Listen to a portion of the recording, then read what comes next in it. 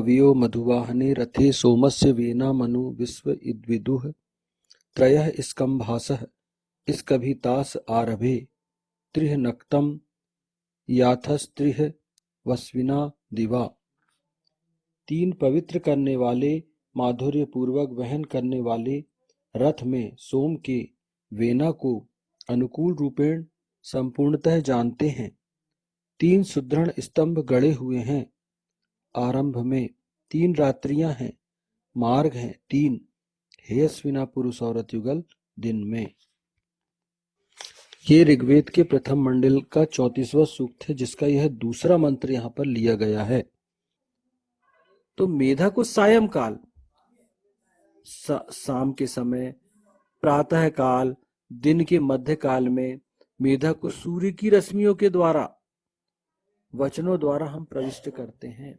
मतलब तुम्हारे बुद्धि को ईशान कहता है कि चाहे दिन हो, चाहे रात हो, चाहे बीच का समय हो, मध्याह्न काल हो, जहां सूर्य की किरणें व्यक्तियों के ऊपर पड़ती हैं, जैसे जिस प्रकार सूर्य की किरणें व्यक्ति को ऊर्जा प्रदान करती, वैसे ही तुम्हारी मेधा जो हो, मेधा से के द्वारा किया गया तुम्हारा आचरण तुम्हारे जीवन में रोशनी से, प्रकाश से तुम्हारे जीवन को भर दे और तुम उसी प्रकार जीवन में निरंतर प्रगति करते चले जाओ।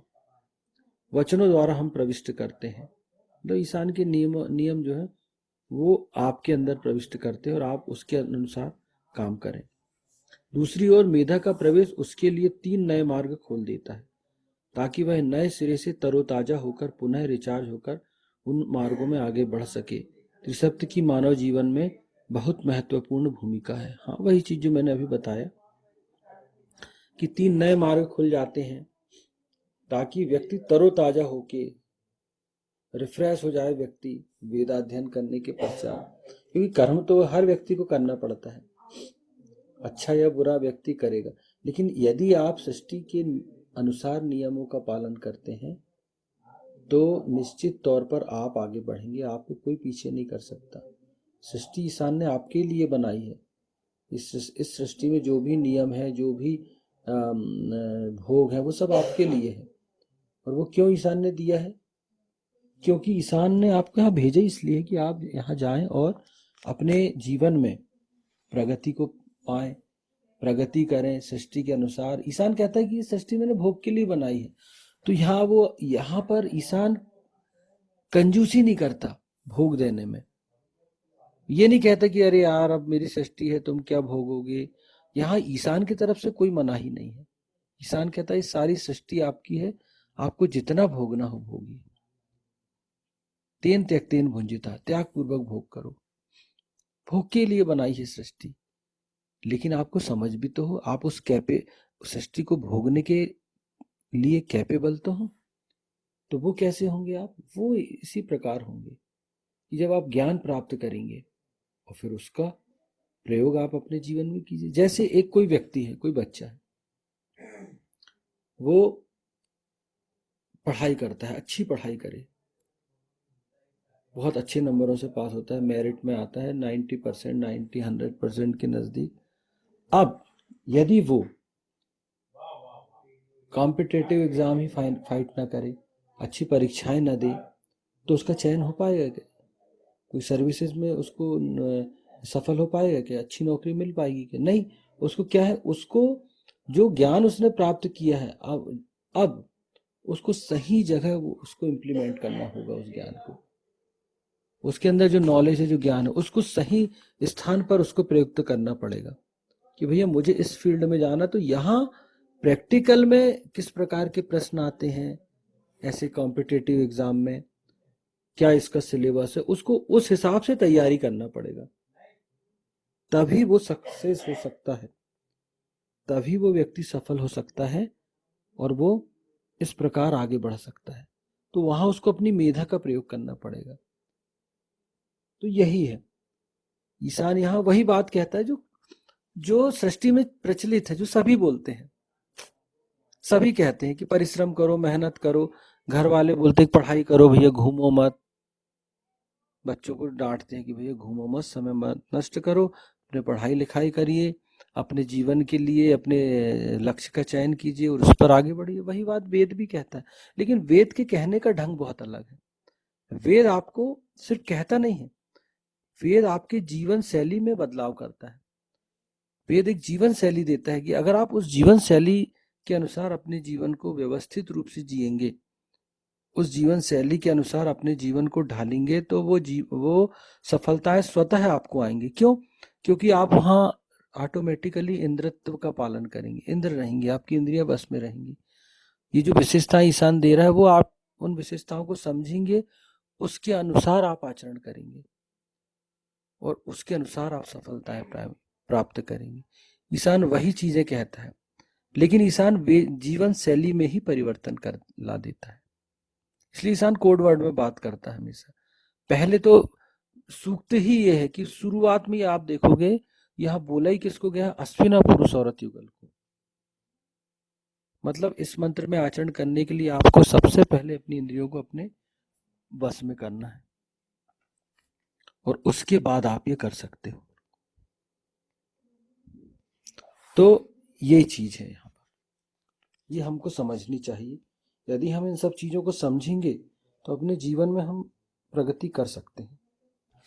अब यहाँ थोड़ा सा आप यदि देखेंगे तो यहाँ एक चीज पर आप नोट करें, मेधा का प्रवेश उसके लिए 3 नए मार्ग खोल देता है ताकि वह नए सिरे से तरोताजा होकर पुनः रिचार्ज होकर उन मार्गों में आगे बढ़ सके। त्रिसप्त की मानव जीवन में बहुत महत्वपूर्ण भूमिका है। फिर से यहाँ त्रिसप्त पे बात आ गई। और यदि आप तथ्यों पर श्रद्धा के साथ मेधा का प्रयोग करेंगे, श्रद्धा के साथ यदि आप मेधा का परिश्रम, अपने प्रेजेंट ऑफ माइंड का प्रयोग करेंगे, मेधा मतलब अपने प्रेजेंट ऑफ माइंड, अपनी बुद्धि का प्रयोग करेंगे, तो वो फिर आपके लिए मार्ग खोलता है, 3 नए मार्ग खोल देता है ना। अब कौन कौन से मार्ग हो गए मैं पहले बता चुका हूं आपको, है ना, कि सायं प्रातः काल, दिन के मध्य काल में और सायं काल में। अब यहाँ एक चीज और कही गई है कि मेधा को सूर्य की रश्मियों के द्वारा, वचनों द्वारा हम प्रविष्ट करते हैं। मतलब जो मेधावी व्यक्ति होगा, जो जिसका प्रेजेंट ऑफ माइंड अच्छा है, जो प्रत्युत्पन्न मति संपन्न है, क्योंकि वेद जो है वो जो श्रद्धा के साथ जब आप वेदाध्ययन करेंगे तो आपका जो बुद्धि है वो प्रत्युत्पन्न मति संबद्ध होकर होती है। आपकी बुद्धि प्रत्युत्पन्न मति संबद्ध होती है। मतलब प्रेजेंट माइंड तुरंत क्या करना है, क्या सही है, क्या गलत है, ये बहुत सारे लोगों में नहीं होता। ये बहुत विरले लोगों में ये चीजें पाई जाती हैं कि कोई समस्या आई तो वो प्रेजेंट माइंड का उपयोग करता है कि उस समस्या को वहीं कैसे वो हल कर ले। तो ये चीज को वेद जागृत करता है। यहाँ पर आपकी सफलता के लिए आपका प्रेजेंट माइंड होना बहुत जरूरी है, क्योंकि जीवन में बहुत सारे क्षण आते हैं, पल आते हैं जब लोग आपको उलझाने का काम करते हैं, लोग आपकी प्रतिभा को नकारने का प्रयास करते हैं। लेकिन यदि आपके व्यू क्लियर है, आपकी तथ्यों का नॉलेज आपको है, तो आप बिल्कुल आप असफल नहीं हो सकते। लोग प्रयास कर सकते हैं आपको नीचे करने का, लेकिन आप नीचे नहीं होंगे। और यहाँ लोगों की भी बात नहीं हो रही, यहाँ व्यक्ति की स्वयं की बात हो रही कि वो कैसे सफल हो। फिर यहाँ एक चीज और बोली गई कि सूर्य की रश्मियों के द्वारा, इसको फिर से मैं वो करूंगा कि जिस प्रकार सूर्य की किरणें जैसे ही प्रवेश करती हैं भूमि पर, जैसे प्रातः सूर्य होगा, हल्का अंधेरा रहता है, सूर्य निकलता है धीरे धीरे, जैसे ही सूर्य की किरणें पड़ती हैं तो मन भी प्रफुल्लित होता है और प्रकृति भी, मन भी प्रफुल्लित होता है और प्रकृति भी एकदम से खिल जाती है। और आप देखेंगे कि जैसे ही सूर्य की किरणें पड़ती हैं व्यक्ति रिफ्रेश हो जाता है, क्योंकि वो आपके जीवन में उत्साह का संचार करती है। और जब तक सूर्य की किरणें रहती व्यक्ति काम करता है। आप देखेंगे जैसे ही सूरज निकलता है लोग अपने अपने काम के लिए निकल जाते हैं।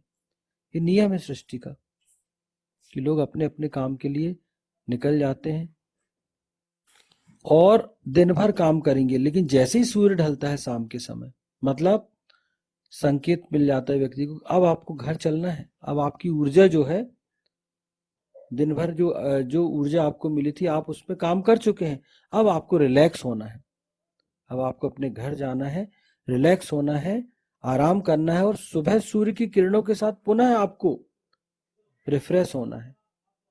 मतलब देखिए, आप एक वैज्ञानिक प्रक्रिया को देखें, अगर आप सृष्टि की प्रक्रिया को, वैज्ञानिक चिंतन को देखें, वैज्ञानिक प्रक्रियाओं को देखें, तो आप देखेंगे कि बहुत सृष्टि में एक बहुत ही अच्छा तालमेल है कि जैसे ही सूर्य निकला तो चलिए काम के लिए चलिए, रात हुई तो व्यक्ति सोएगा।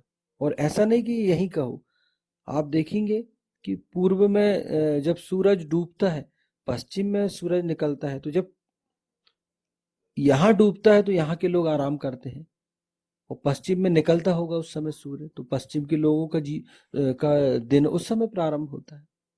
तो ये एक साइंटिफिक जो प्रोसेस है, साइंटिफिक जो काम है, सृष्टि की जो व्यवस्था है, कितनी लाजवाब है। तो ये हमको कुछ सिखाती है। ईशान भी आपको यही कहता है कि आपको इस व्यवस्था से सीखना है। तो ये मंत्र हमारे जीवन में बहुत महत्वपूर्ण है, और आपकी प्रगति के लिए ये मंत्र बहुत अधिक आवश्यक है। अगर हम इस मंत्र को समझ गए तो हम अपने जीवन में आमूल चूल परिवर्तन कर सकते हैं। हमारी सक्सेस को, हमारी प्रगति को कोई नहीं रोक सकता।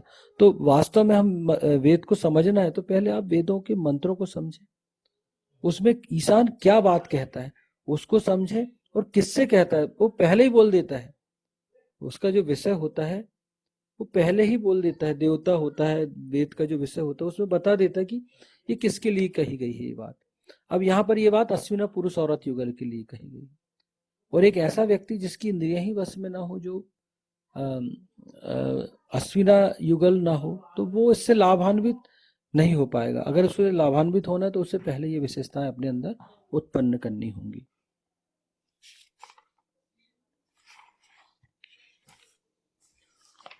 तीन पवित्र करने वाले, माधुर्य पूर्वक वहन करने वाले रथ में सोम के वीणा को अनुकूल रूपेण संपूर्णतः जानते हैं। तीन सुदृढ़ स्तंभ गड़े हुए हैं। आरंभ में तीन रात्रियां हैं, मार्ग है तीन, हे अश्विना पुरुष औरत युगल दिन में। ओम त्रयः पवयो मधुवाहने रथे, सोमस्य वीणा मनु विश्व इद्विदुः। त्रयः स्कंभासः स्कभिताश, आरभे त्रिः नक्तम याथस्त्रिः वस्विना दिवा। वैदिक पर्सपेक्टिव के इस YouTube चैनल को सब्सक्राइब करें, वीडियो को लाइक व शेयर करें।